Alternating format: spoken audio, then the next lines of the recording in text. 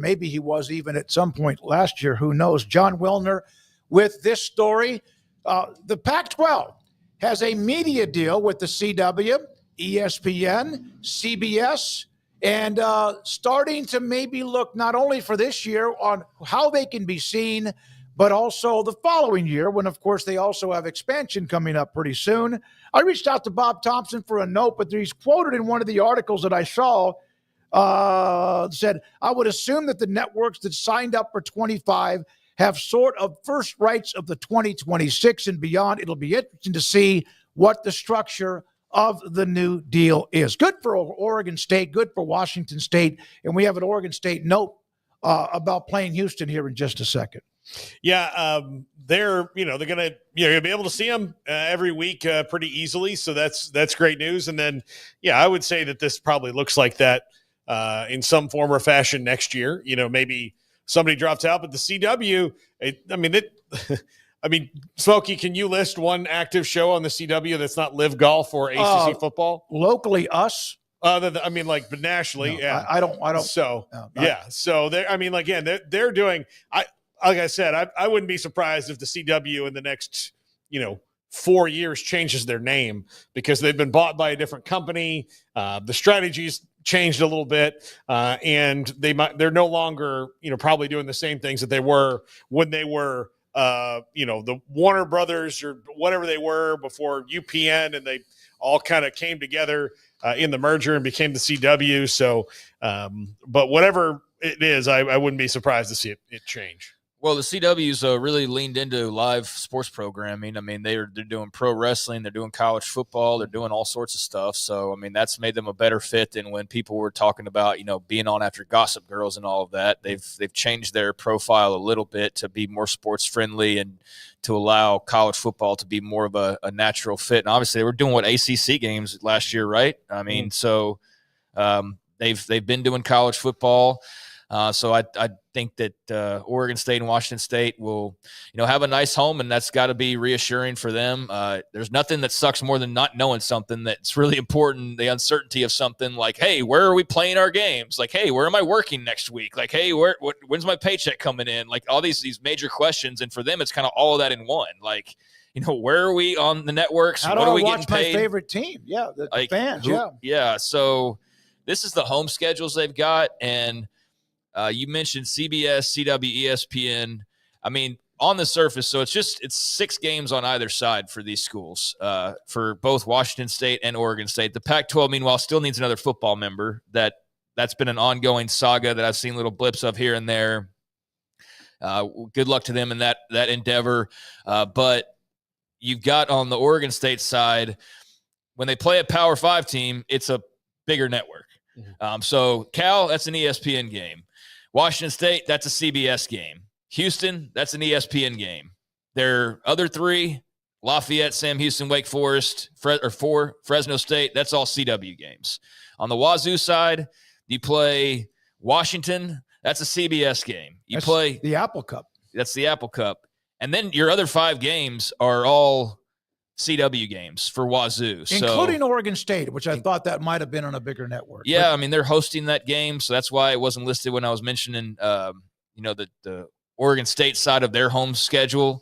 So that's where it does differ in playing a Power 5. That's a real game. So, yeah, that's the one example on here of, I guess, I guess they're not power, but you know what I'm saying, of where they're playing each other, it's a CW game, but all the other power schools they play are the CBS or ESPN. So, we'll see the dollar signs at the end of this and what the money figures look like. It's better than what they were getting last year, I would imagine. And we'll see, how high they can grow this stack and who they add to fulfill their needs there as far as number of members. But I'm sure it's nice to see this for a lot of people out there that had questions about what the future looked like. I think the disappointing part, though, is you need to see the money figure, and that's not going to probably be a figure that makes you feel too great about the gaps and things like that.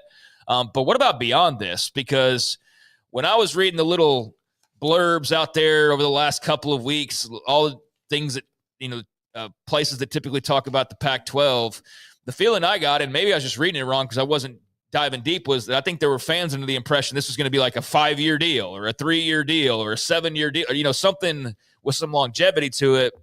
This is a 1-year deal. So beyond that, it's still murky, but it's better to have than to have not. Well, they can't really. Well, they could. They could do a multi-year deal, but until they know who the team is, it's going to join them to make them relevant. Not relevant.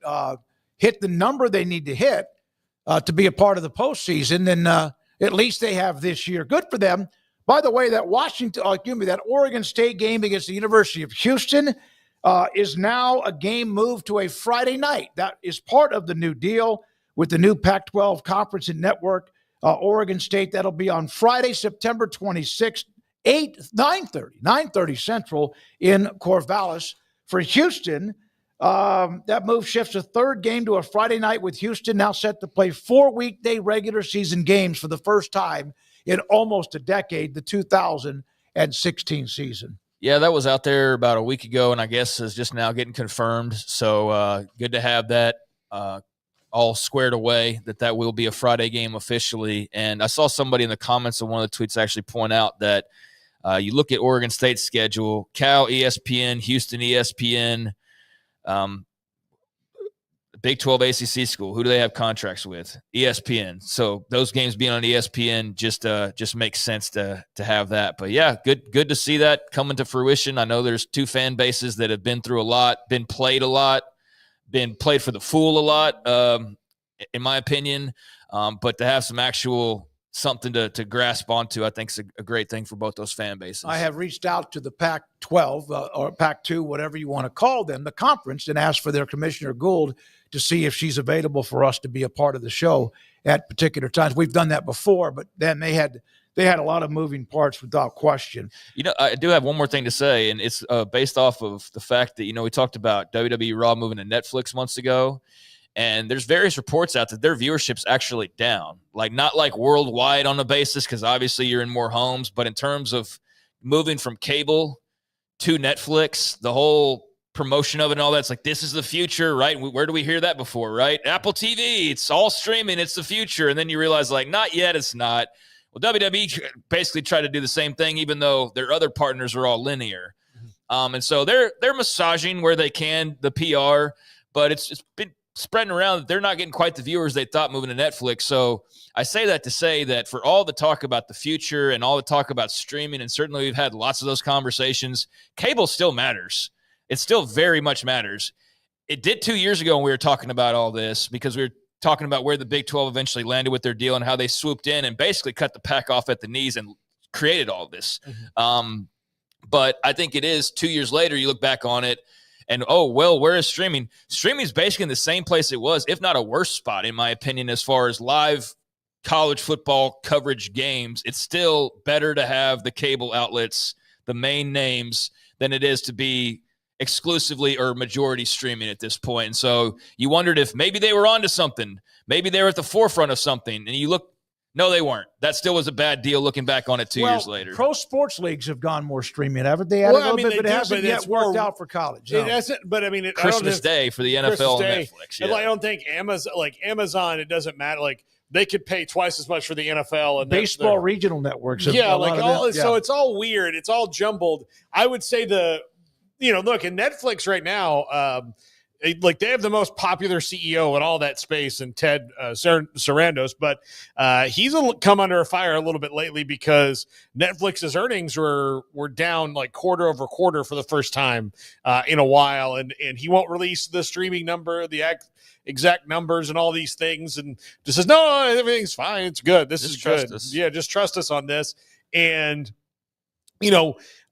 being attached to linear is still good. I think you have to have your feet in both pools of linear and streaming to really be successful. And until linear goes completely away, streaming is not going to be the answer. So as long as there's linear options and cable options, and people are doing that still more in majority than they are all streaming options, until that happens, all streaming is not the way to go. Yeah, you just wonder, is that ever going to turn the corner? Technology. The technology is going to determine it. The consumers are going to determine it, and the company is going to decide, okay, well, what can we do And also it's going to be what is cheaper to send out to the world. Like if they can save money by just sending everything to to this one thing, to an app instead of a satellite of all these other things, maybe it's cheaper. That's what's going to win. Well, ESPN Plus for me used to be a challenge, and it also not always is the best product. It can be a little bit flaky, but I've gotten to the point where if I can get used to that, and I don't even think of it as streaming, even though that's exactly what it is, and I get to watch it on my phone or my laptop or whatever it might be, but I've gotten a little bit more used to that, and so we'll see. But they have somewhere to put some of their games where you can watch them. That's the good news with the Commissioner Gould and also the Pac-12 with Oregon State.